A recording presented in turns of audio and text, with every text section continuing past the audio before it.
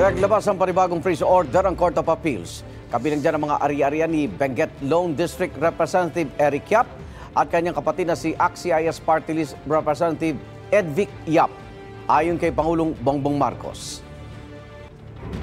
Sakop ng freeze order ang mga account at ari-arian ng Silver Wolves Construction Corporation at Skyyard Aviation Corporation, pati na rin ang mga personal account at asset ng mga individual na nasangkot sa investigasyon.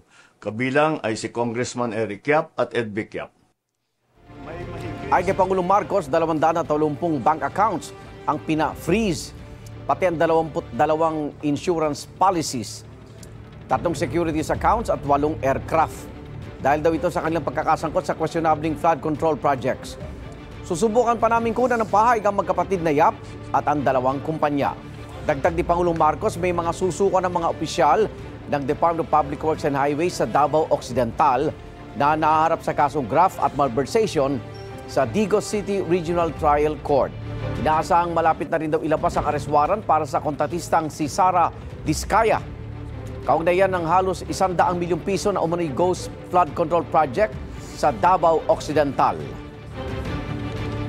Inaasahan na rin nating lalabas ang warrant of arrest na ni Sara Diskaya itong linggong ito at hindi na rin magtatagal ang pag-aresto sa kanya.